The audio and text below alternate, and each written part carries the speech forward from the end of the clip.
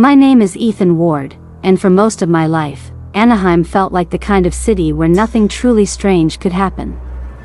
Theme parks, crowded streets, neon-lit restaurants, tourists everywhere, things that made the nights feel busy instead of lonely. I used to like that. I used to think nothing supernatural could slip into a place so loud and bright that I learned how wrong I was on a Tuesday night that I was walking home from my late shift, cutting through a quiet street behind my apartment. Streetlights flickered. Anaheim has plenty of nice areas, but this block definitely wasn't one of them.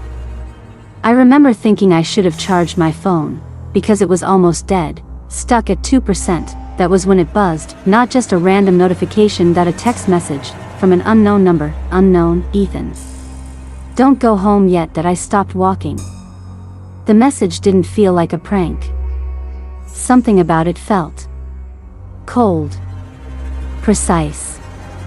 Like whoever wrote it wasn't guessing. I felt like they knew something. That I typed back, "Who is this?" A reply came instantly, "Unknown, I'm warning you.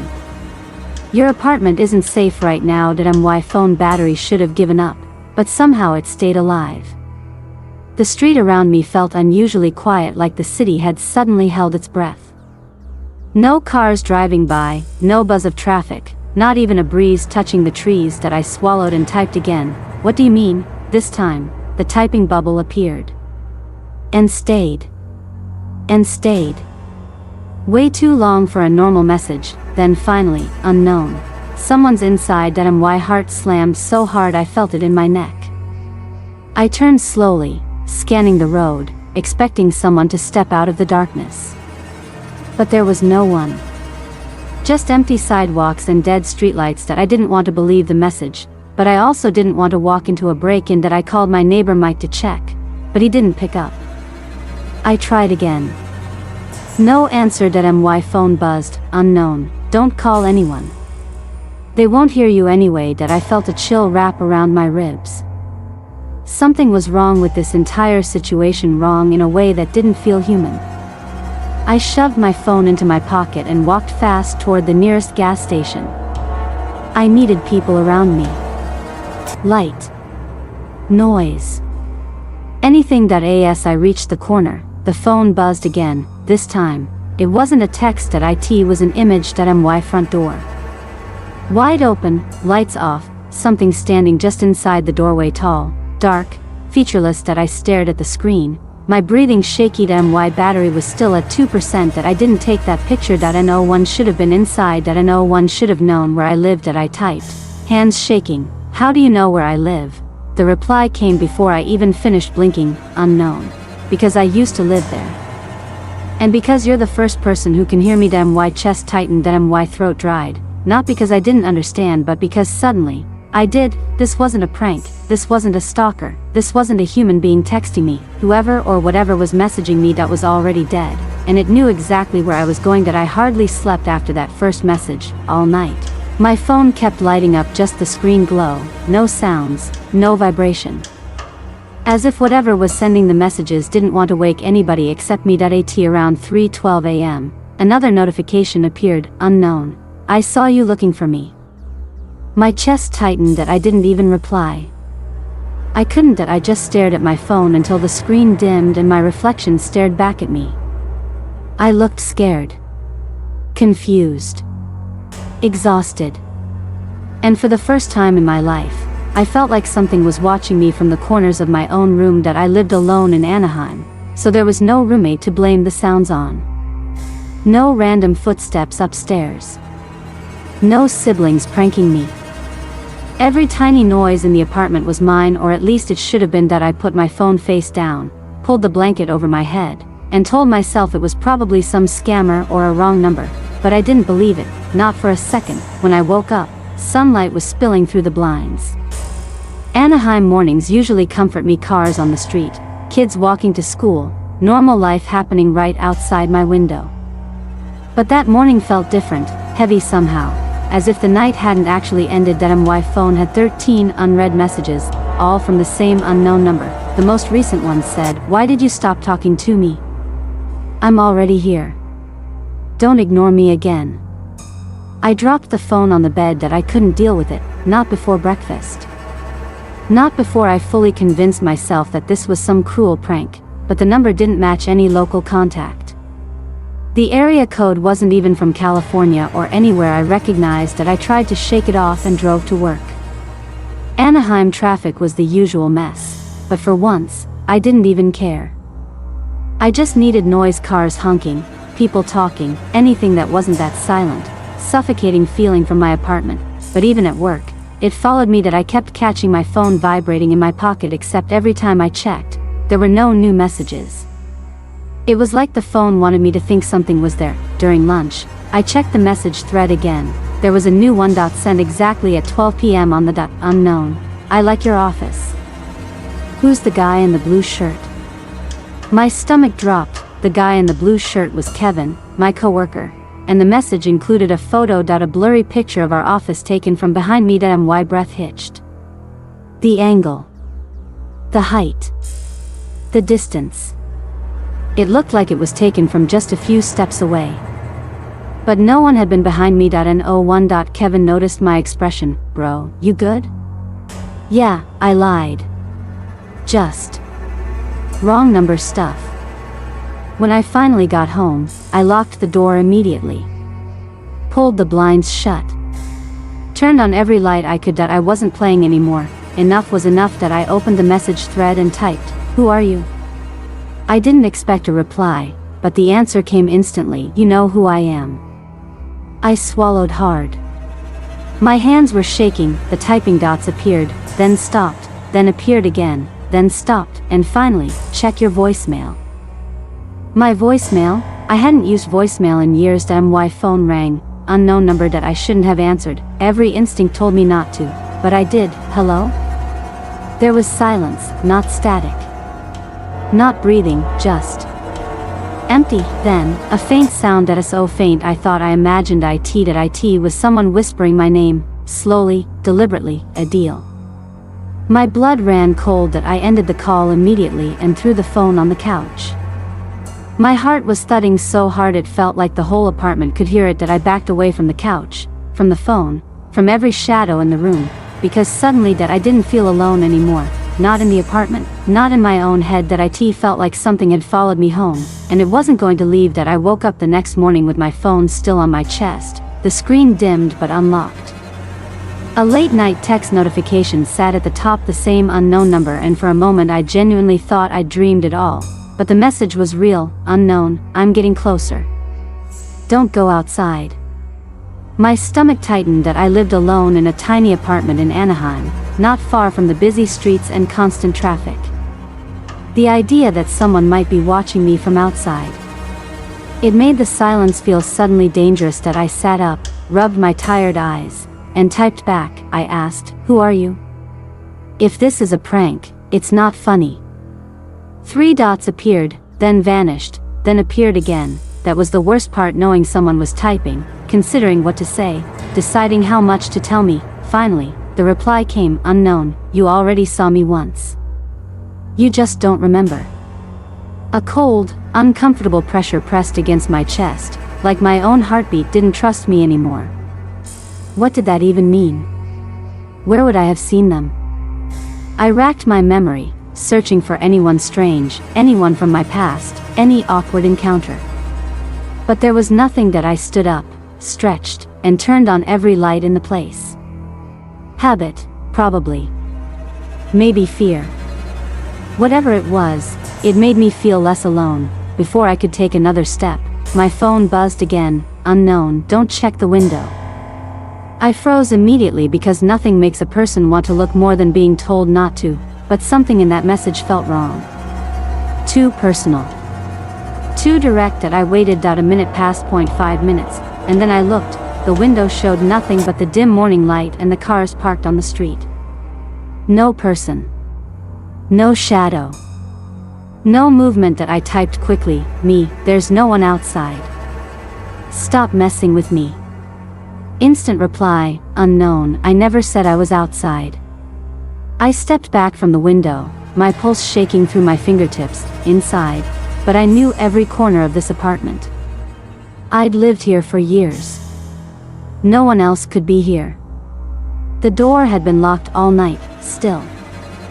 Something felt different. The air felt heavier, colder. That I went room to room, living room, tiny kitchen, bathroom, even the closet, checking every space, even though I already knew I'd find nothing. When I finally sat on the edge of my bed, trying to steady my thoughts, the phone buzzed once more. Unknown, you shouldn't have checked. He doesn't like being noticed. I stared at the words until my vision blurred. I wanted to believe it was someone from work messing around, a wrong number, a random troll. Anything normal. Anything human. Then, as I held the phone, another message arrived, this one longer, slower, like whoever was sending it wanted to be absolutely sure I read every word. Unknown, just listen to me this time. Stay away from mirrors tonight. I exhaled, confused, frustrated, freaked out. Mirrors? What did that have to do with anything? For the rest of the day, I tried to distract myself, went to work, talked with coworkers, pretended everything was fine. But my mind kept circling back to that one line. You already saw me once. Saw who? Saw what? By the time I got home that evening, the apartment felt different again. Quieter.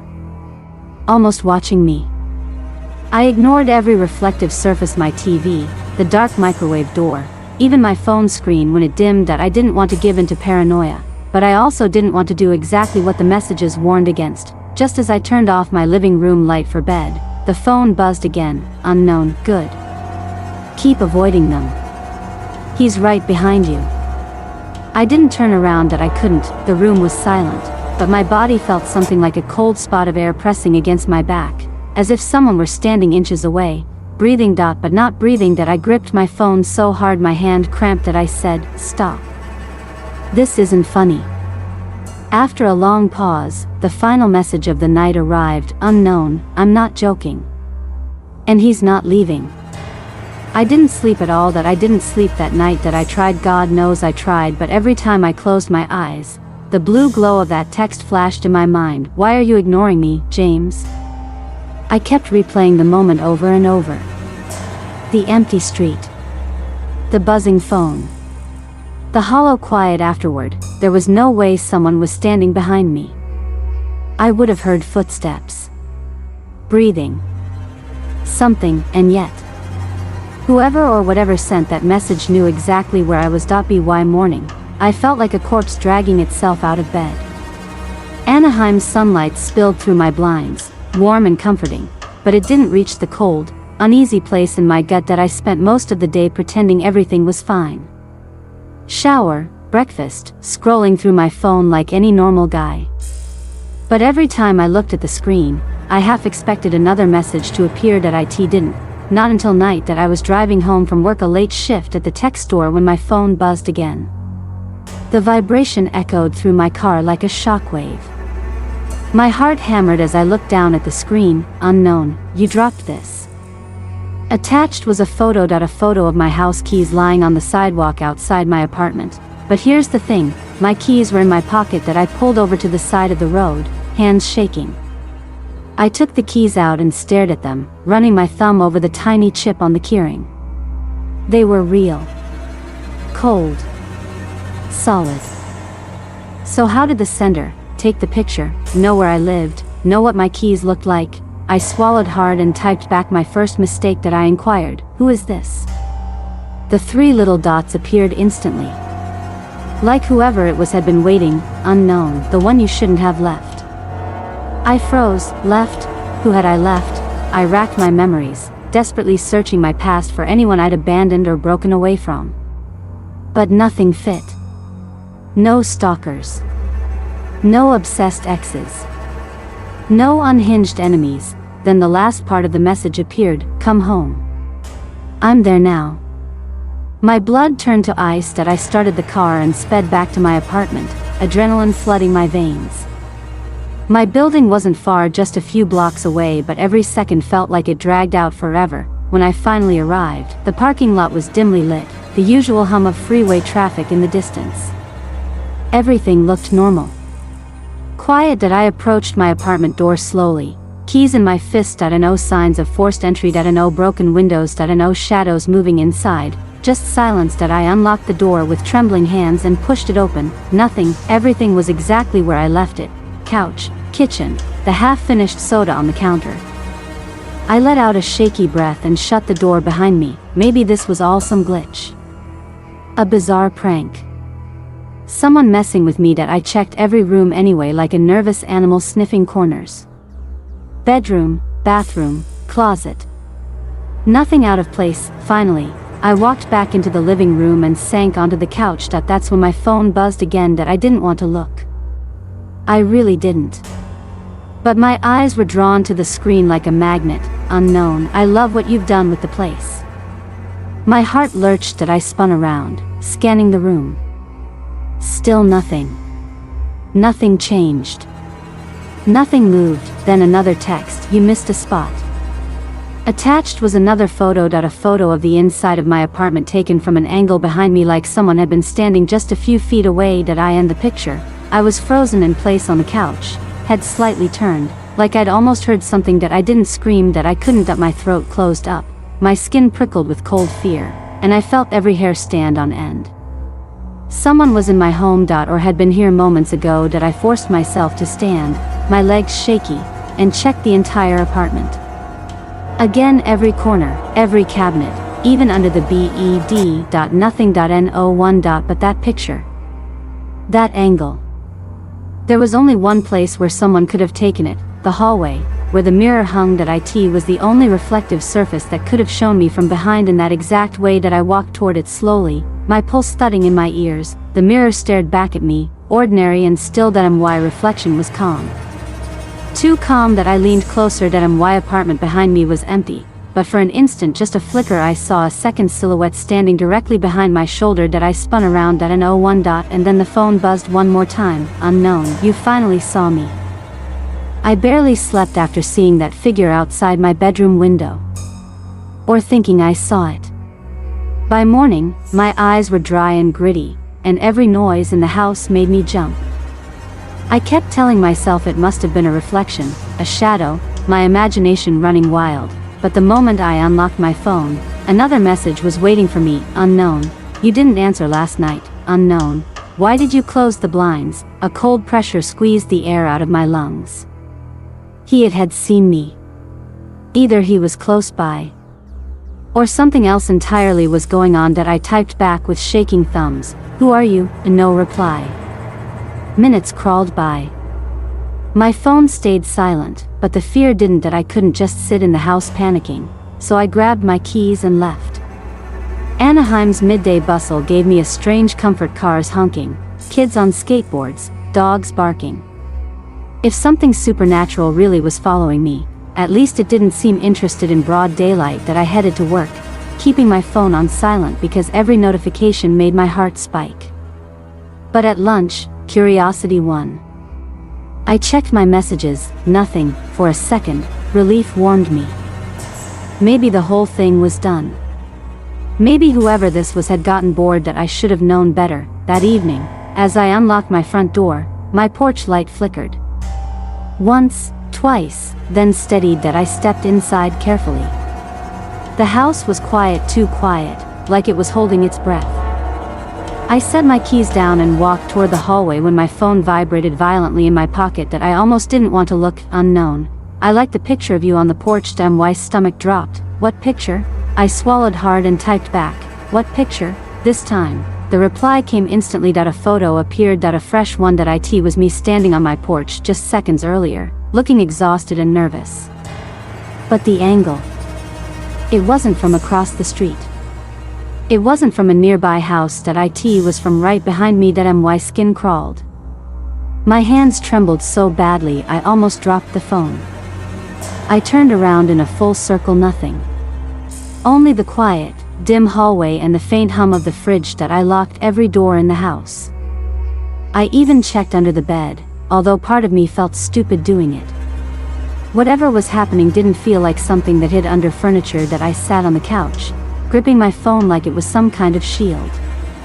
Minutes passed. The house creaked. The blinds shifted slightly, even though the windows were closed. Then tap. Tap. Tap. It came from the living room window. Not loud, but deliberate, like someone testing how much sound they could make without attracting attention. That I froze. Tap. Tap. Tap, slow, patient. Rhythmic. That I didn't move. I didn't even breathe. I just stared at the darkened window, waiting for a silhouette, a handprint, something, but nothing appeared. That my phone buzzed again. That I flinched so hard I almost dropped it. Unknown. Why won't you look outside? I backed away from the window, inch by inch, until I hit the hallway wall. My heart was slamming against my ribs. That I asked, "What do you want from me?" This time, the reply came after a long, unsettling pause. Unknown. You heard me once. Unknown. You'll hear me again. Unknown. Soon. That I didn't understand what that meant, and I didn't want to. But something told me. The photo, the tapping, the messages, none of it was random. Something knew me, something was getting closer, and for the first time since this began, I knew one thing for sure. It wasn't just a ghost texting me. That it was a ghost watching me. That I didn't sleep that night. I kept my phone face down on the desk, like it was something alive that might suddenly look back at me. Every few minutes, the screen lit up, not with messages this time, but with random system pings, low battery, app updates, weather alerts. Normal things. Except they didn't feel normal anymore. By morning, Anaheim sun pushed through the blinds, but it didn't warm anything. I felt like the cold had settled into my bones. That I sat at the edge of my bed, turning the phone over slowly in my hands. The last message still sat at the bottom of the screen. I'm outside. I didn't want to look, but curiosity finally won. I pulled up the call log. He had called again at 3:17 a.m. Missed call notification. No ringtone, just a log entry, sitting there like a stain. And the number wasn't a number. It was a string of symbols, glitches, shapes I didn't even know a phone could display. Like someone had smashed their hand on a keyboard and the phone decided it was a valid contact. That I tried screenshotting it. The phone refused. My finger hovered over the entry, and after a long breath, I tapped it. Nothing opened, nothing dialed, but a faint buzz rattled the phone, soft, quick, like a heartbeat. That I dropped it onto the bed. Nope. Not today, I muttered, trying to laugh at myself. It sounded hollow, like someone else's voice. That I needed to clear my head. Needed to get out of the apartment before the walls started whispering too. I grabbed my jacket, shoved the phone in my pocket, and took off toward Harbor Boulevard. The morning traffic buzzed by, normal and loud enough to ground me a little. At least for a moment. Halfway down the street, I felt the phone vibrate again. That I froze, slow, cautious. I pulled it out. A new message, from the unervingly impossible number. My stomach tightened. That I opened it. You left me alone last night. Nothing else. No threat. No demand. Just a statement, but it felt like disappointment. Like I'd let something down that shouldn't even have expectations. That I typed, "Who are you?" Sent. The 3 dots appeared instantly. Typing, still typing. That it felt like the longest 10 seconds of my life. Then the reply came, "You already know." My throat tightened. My hands went cold. Before I could respond, another message arrived. Want me to prove it? I didn't answer. Another buzz. Look to your left. My heart hammering, I turned my head slowly. There was nothing unusual, just rows of cars, a couple of pedestrians, a woman walking her dog. Normal stuff, but then the phone buzzed again. Buzz. Buzz. Buzz. 3 messages, back to back, with a shaking thumb. I opened them. 3 photos, all of me, taken just seconds earlier, from behind, from the side, from across the street. That I spun around, searching the sidewalks, the corners, the rooftops. No one had their phone raised. No one was looking at me. No one seemed to care that I existed at all, but someone or something was close enough to capture me from 3 angles. That's when my phone vibrated again. 1 more message, don't run.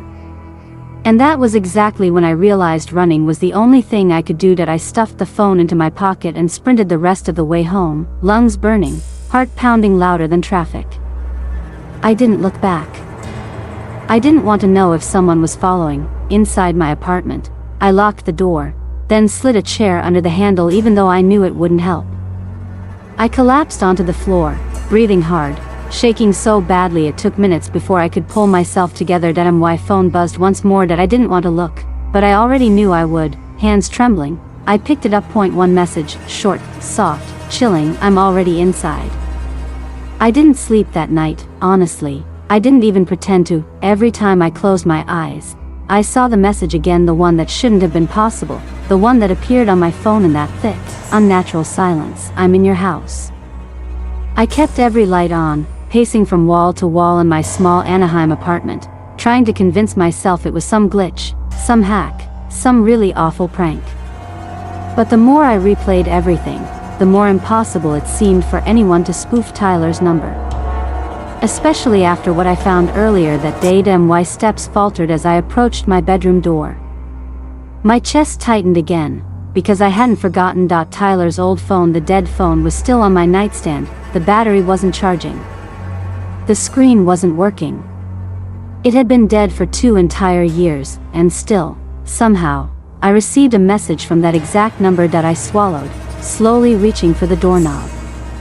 The apartment hummed with the faint buzzing of cheap bulbs and the distant rumble of a car somewhere outside. Nothing threatening. Nothing unusual. Just normal sounds, and yet that I could feel something behind that door, like a presence leaning forward, waiting. When I finally pushed it open, the room greeted me with nothing but stillness. But then I froze, because the phone I'd left on the nightstand, it wasn't there. I stepped inside, scanning the room in disbelief. My bed, my desk, the dresser, nothing disturbed, nothing moved. But the phone was gone. Completely gone. I crouched down, checked under the bed, pulled open drawers. My breathing quickened with every second. Where is it? I whispered, then my real phone vibrated violently in my hand. I nearly dropped it. A new message. One new message from Tyler. My stomach twisted. With shaking fingers, I opened it, looking for this. No picture. No explanation, just those 3 words. I stumbled back against the wall, my pulse hammering, the air suddenly too thick. Someone was in my apartment. Someone had taken the phone. Someone who wanted me to know they could see me. I typed with trembling hands. Who are you? The reply came instantly, like it had been waiting. Come outside. My breath caught. My front door was only a few feet away, but right now it felt like the mouth of some waiting darkness. Another text buzzed in. Don't make me come in.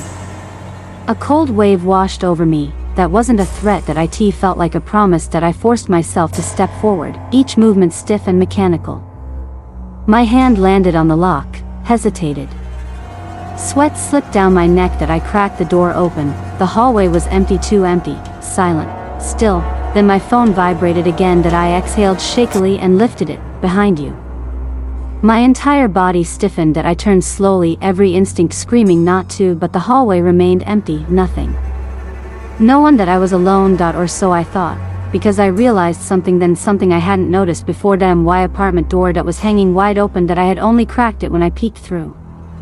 I hadn't opened it all the way. Someone had touched it. Someone had pushed it further. My throat tightened as I backed into the apartment again, locking the door with hands that felt like ice. Another message came. Stop running. A second one immediately followed. You're the only one who answers me. My heart thudded painfully. This thing, whatever it was, wasn't just contacting me. It was fixated on me. I swallowed hard and typed. What do you want? The reply came so fast it felt less like typing and more like speaking, a conversation. I didn't sleep that night. Every time I closed my eyes, I saw the phone light with that same message. I'm at your window. But the window stayed dark. Quiet, too quiet. By morning, my nerves were shot, but I forced myself up and tried to act normal.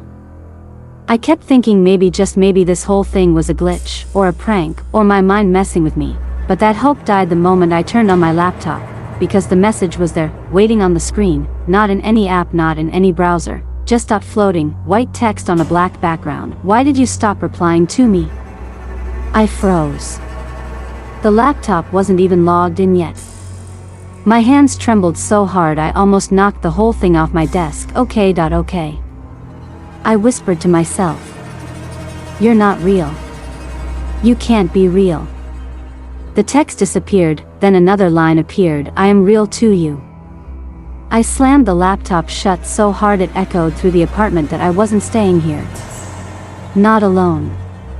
Not another minute that I grabbed my jacket and headed out, not even caring that I left the lights on, the fridge open, half my stuff scattered everywhere from the night before. My chest felt heavy in a way I couldn't shake, but the second I stepped outside, my phone buzzed and I knew I shouldn't look, but of course, I did. Unknown, I'm coming with you. My entire body went cold. I spun around. The walkway behind me was empty. The parking lot was empty except for 2 cars. The air felt thick, like I was being watched, but there was nobody that I didn't get into my car. I just ran that my friend Javier worked at a cell repair shop near Harbor Boulevard. He was the only person I could think of who might have some logical explanation. Maybe someone hacked me. Maybe it was malware. Something normal. Something human that I burst through the shop door, breathless that he looked up from behind the counter. Bro, you look like you fought a tornado. What happened? It's my phone, I said, shoving it toward him. Someone's messaging me. They know where I am. They show up on my laptop. I don't know how. Javier raised an eyebrow but took the phone. Let me guess, he said, scrolling. You clicked some shady link again? No. It started on its own. He frowned. Your signal's acting weird, too. Hold on, I'll plug it into diagnostics. He connected the phone to a tool he used for testing circuits and software. It usually beeped, lit up, or at least did something. This time, everything went dark, the device, his computer, the shop lights, out, all at once. Dude, he whispered. We didn't even blow a fuse. This is, my phone lit up, bright. White. Blinding. A new message appeared across the entire screen, bigger than any texting app could display. Why are you trying to get rid of me? Javier took a step back. That's not possible. That's not, he didn't finish, because the screen changed again. This time, there was no text, just a shape that a silhouette, standing behind us. Javier swore and dropped the phone. It hit the floor face down. Neither of us moved. Man, you need a priest, he whispered. That I shook my head. I don't think a priest would come. That bad? I swallowed hard. Worse. The shop lights flickered back on. Javier stared at my phone like it was a live bomb. You need to get rid of that thing, he said. Throw it out. Smash it. Something. Before I could respond, the phone buzzed on the floor. One small, soft notification sound, like it was amused, like it knew we were scared. That I slowly bent down and picked it up, my fingers shaking so badly the screen blurred. One new message, you can't throw me away. My breath caught in my throat. Javier whispered, bro. What does it want? I stared at the glowing screen, the letters forming slowly, like it enjoyed writing them out in front of me. I want you to listen. And then another, tonight. My stomach twisted. My mind raced. And yet, part of me knew this wasn't going to stop by running. Whatever this thing was, ghost, spirit, something else, it wasn't bound by the rules of the living. That it had found me, attached to me, watching me, and tonight that it wanted more. I didn't sleep. I couldn't. Every time I shut my eyes, I saw that message flashing in my mind like a neon sign in a storm. He's not gone. I paced my living room until the first hint of sunlight crept under the blinds, turning the room from black to a bruised gray. Anaheim mornings were usually bright, almost cheerful, but today everything looked faded, as if the world was losing color piece by piece. My phone wouldn't stop buzzing. No notifications. No missed calls. No app alerts. Just buzzing. Like it was vibrating from the inside. By 7:02 a.m., I'd had enough. I grabbed the phone, opened my messages, and typed, "Who are you?" The bubble appeared immediately, typing, and then, "You told me to. You said if I needed you. To find you." A chill scraped down my spine. This thing, whatever it was, kept talking like it knew me, like we had history. Me. Stop lying. I never said that to anyone. Them, yes you did. A long time ago. The night everything changed. I froze. My mind went to the one night I never talked about. The night I always tried to forget. The night I left that hospital room 3 years earlier, the one that started everything, but no. It couldn't be connected.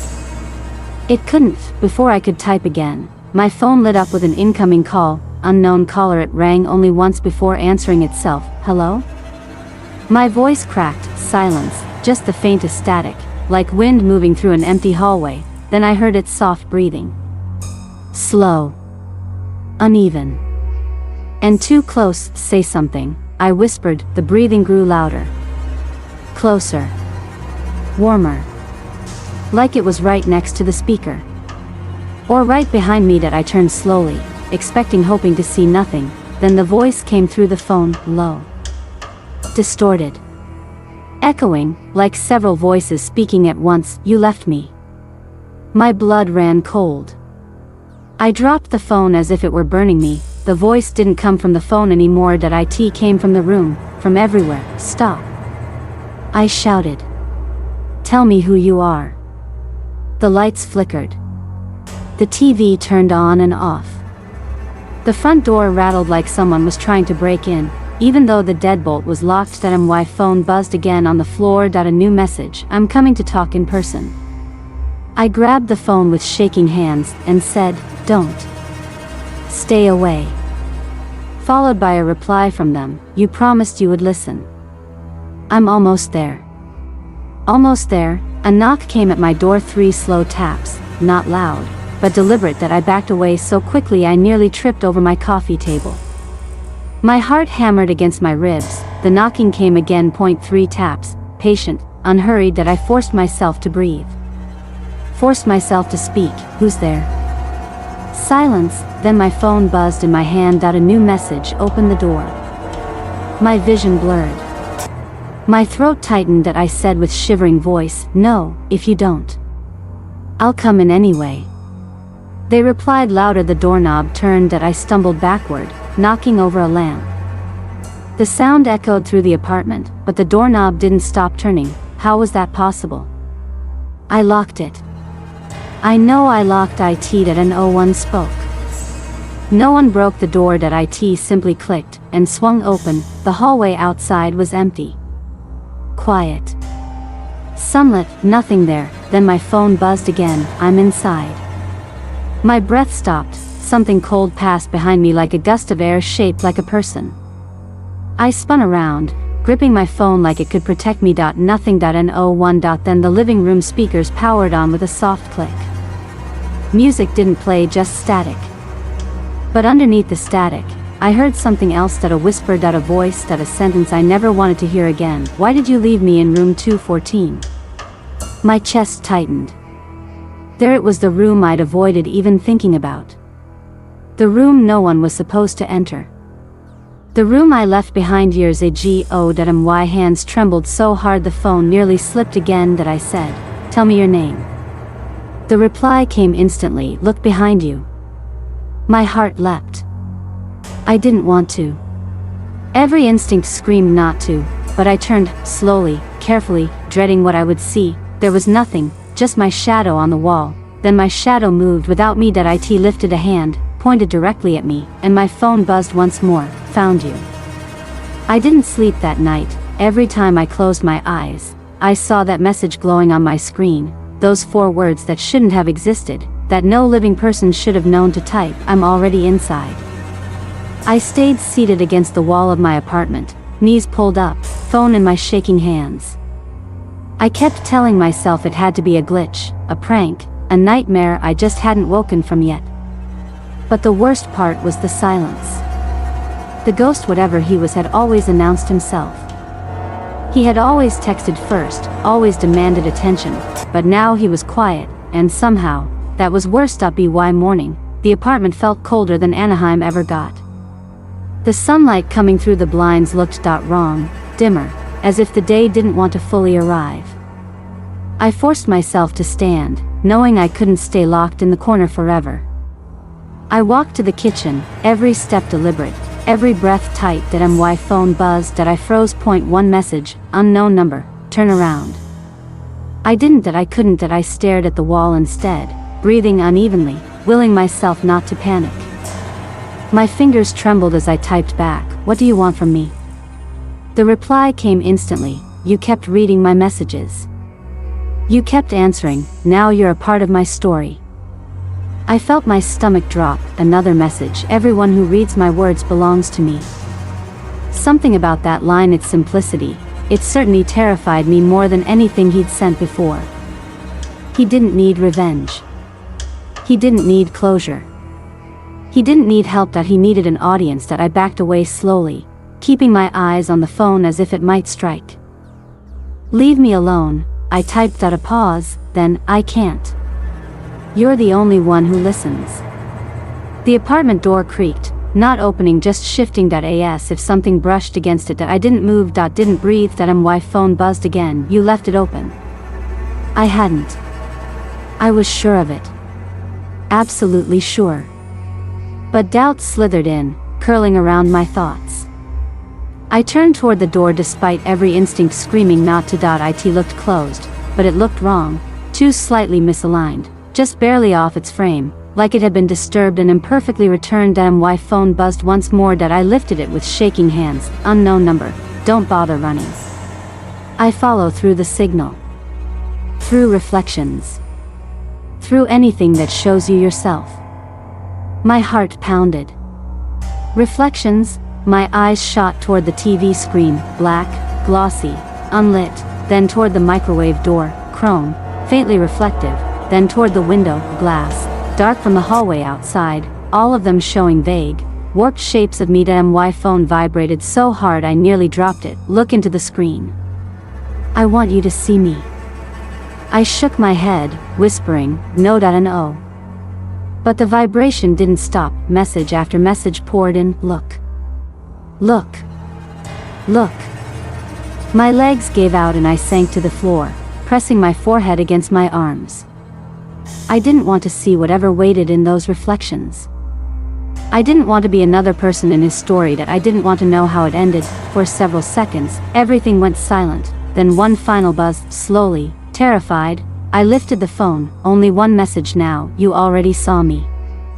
I stared at it, confused, until I realized the phone camera was turned on. The front-facing lens showed the room behind me, and though the space looked empty, the screen flickered just once like something had stepped out of frame. The message notification blinked again. Check the mirror.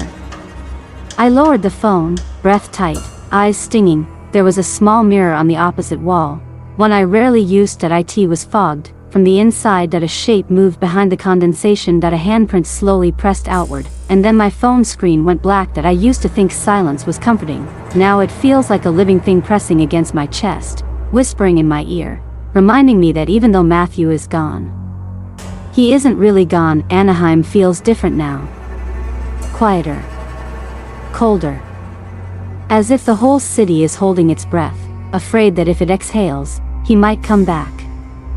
But the truth is far worse, that he never left. People still talk about the accident.